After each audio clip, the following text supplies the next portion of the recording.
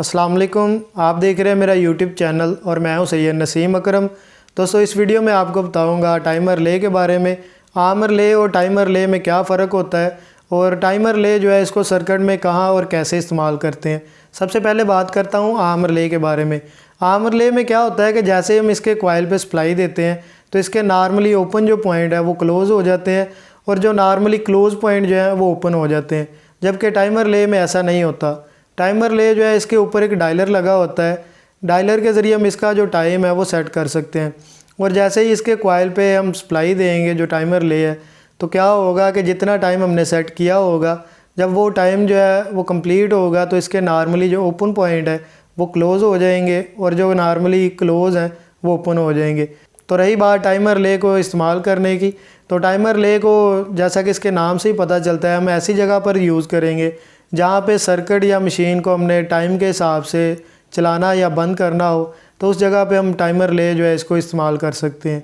तो चलते हैं वीडियो के दूसरे पार्ट की तरफ, जहाँ मैं आपको जो टाइमर ले है इसके कनेक्शन और इसको सर्किट में कैसे इस्तेमाल करेंगे इसके बारे में बताता हूँ। कहीं भी वीडियो हेल्पफुल लगे तो वीडियो को लाइक करके चैनल को सब्सक्राइब कर दें ताकि इसी तरह की इन्फॉर्मेटिव वीडियो जो है आप तक पहुँचती रहे।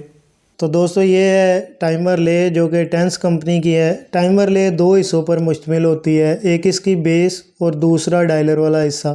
सर्किट वगैरह जो है वो इस डायलर वाले हिस्से में होता है, जबकि बेस को हम कनेक्शन करने के लिए इस्तेमाल करते हैं।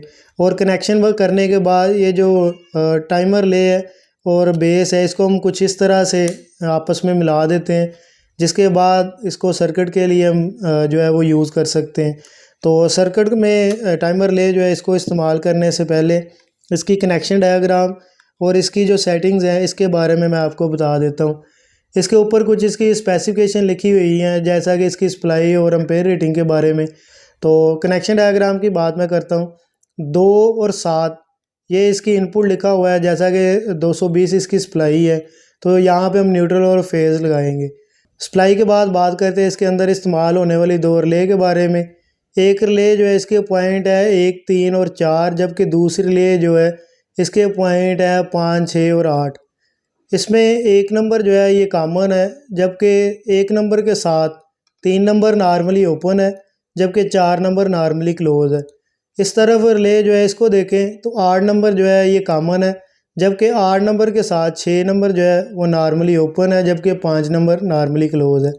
जैसा कि मैंने पहले बताया था कि जैसे ही टाइमर रिले जो है इसको हम सप्लाई देंगे तो जितना टाइम हमने यहाँ डायलर से सेट किया होगा, जैसे ही वो टाइम पूरा होगा तो जो नॉर्मली ओपन पॉइंट है वो क्लोज़ हो जाएगा और जो क्लोज़ पॉइंट है वो ओपन हो जाएगा। तो कनेक्शन डायग्राम वाला पार्ट जो है वो कंप्लीट हो चुका है।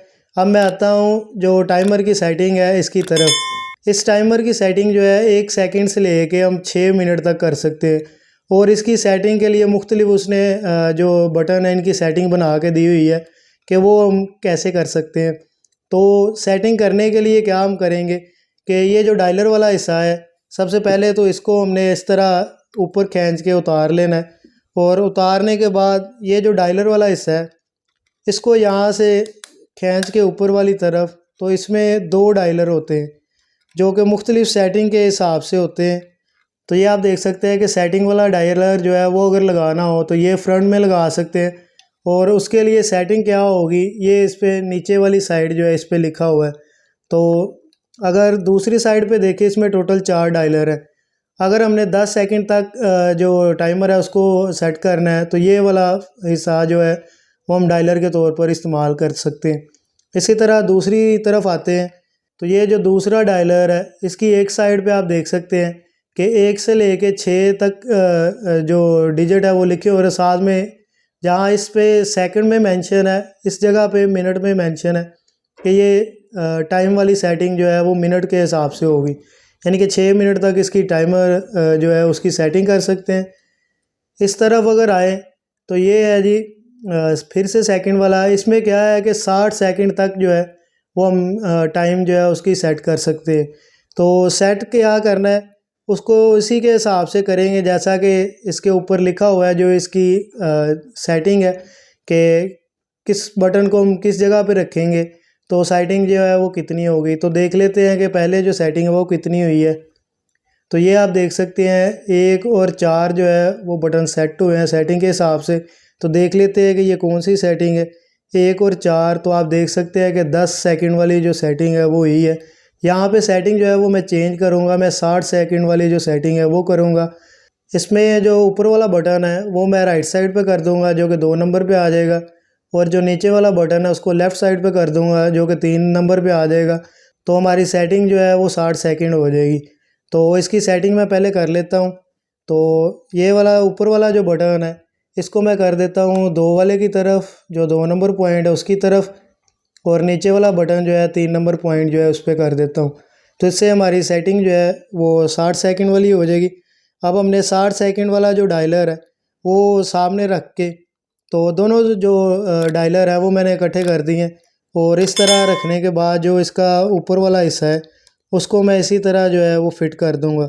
तो डायलर वाला हिस्सा जो है इस तरह रखने के बाद ये जो ऊपर वाला डायलर का जो इंडिकेशन हमें शो करती है उसको मैं इसके ऊपर लगा दूंगा। तो ये आप देख सकते हैं कि ये वाला जो डायलर है कंप्लीट हो गया 60 सेकंड वाला। तो यहाँ पे ये 0 पे सेट है, और जितने सेकंड हम करेंगे उतने सेकंड के हिसाब से ये जो टाइमर ले है वो काम करेगी। अब करते हैं इसके कनेक्शन, और कनेक्शन करने के बाद मैं आपको इसको ऑपरेट करके दिखाता हूँ। तो दोस्तों छोटा सा ये मैंने एक सर्किट बनाया है टाइमर ले को इस्तेमाल करने के लिए। तो सर्किट को ऑपरेट करने से पहले, सप्लाई लगाने से पहले मैं आपको बता देता हूँ कि ये सर्किट जो है ये कैसे काम करेगा, और साथ में टाइमर ले जो है इसको भी मैं रख लेता हूँ ताकि समझने में आपको मज़ीद आसानी हो। तो ये आप देख सकते हैं कि 1 2 और इसके बाद ये वाला जो ऊपर पॉइंट है 3 4 5 6, ये वाला 7 और ये 8। तो इस तरह मैंने ये कनेक्शन किए हैं। 2 और 7 जो है इन पे मैंने सप्लाई दी है, ये 2 जिस पे मैंने न्यूट्रल वायर लगा दी है, और ये 7 नंबर जहाँ पे मैंने फेज़ दिया है। जहाँ पे मैंने फेज़ दिया है यहीं से फेज़ जो है वो निकाल के 1 नंबर पे लगा दी है जो कि कॉमन पॉइंट है पहली जो हमारी रिले है उसका, और 3 नंबर जो है वो नॉर्मली ओपन है और 4 नंबर नॉर्मली क्लोज़ है। तो दोनों से मैंने कॉन्टैक्टर जो है एक को नॉर्मली क्लोज़ से और दूसरे को नॉर्मली ओपन जो है इससे सप्लाई दे दी है।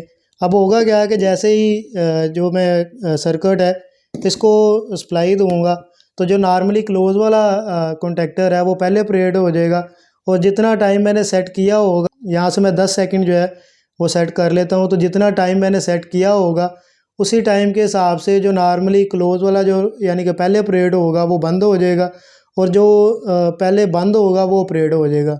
तो सप्लाई जो है वो मैं लगा कर आपको चेक करवाता हूँ कि टाइमर जो है वो कैसे काम करता है। दोस्तों ये जो सीरीज़ बोर्ड है इसको मैं सप्लाई के लिए इस्तेमाल करूँगा। तो जैसे ही मैं शो लगाता हूँ तो आप देख सकते हैं कि ये जो कॉन्टैक्टर है लग गया है, और साथ में ऑन वाला जो लाइट है वो ऑन हो गई है। जैसे ही अप वाली लाइट जो है यहाँ से ऑन होगी तो ये वाला कॉन्टैक्टर नॉर्मल हालत में आ जाएगा, जबकि ये वाला कॉन्टैक्टर जो है वो लग जाएगा। तो देखते हैं 10 सेकंड में पूरे होने के बाद आप देख सकते हैं कि ये वाला जो कॉन्टैक्टर है ये अब ऑपरेट हो चुका है, जबकि ये वाला कॉन्टैक्टर जो है वो नॉर्मल हालत में आ चुका है। एक दफ़ा इसका टाइम जो है वो मैं 5 सेकंड करके तो आपको दोबारा से चेक करवाता हूँ कि ये कैसे काम करेगा। तो एक दफ़ा सप्लाई जो है उतार के दोबारा फिर लगाता हूँ। तो आप देख सकते हैं कि अभी ये ऑन वाली लाइट ऑन है, और जैसे ही अप वाली ऑन हुई है तो दूसरा कॉन्टैक्टर जो है वो ऑपरेट हो गया। तो दोस्तों ये था सिंपल सा सर्किट जो कि मैंने टाइमर ले की मदद से आपको बनाकर दिखाया कि टाइमर ले जो है उसको आपने सर्किट में कैसे इस्तेमाल करना है। उम्मीद है कि आपको आज की वीडियो जो है वो पसंद आई होगी, और आपको पता चल गया होगा कि टाइमर ले जो है इसको सर्किट में हम कैसे इस्तेमाल करते हैं। अगर वीडियो पसंद आई है तो वीडियो को लाइक करके चैनल को सब्सक्राइब कर दें ताकि इसी तरह की इन्फॉर्मेटिव वीडियो जो है वो आप तक पहुँचती रहे। आज की वीडियो यहीं तक थी। अपना ख्याल रखिएगा। अल्लाह हाफिज़।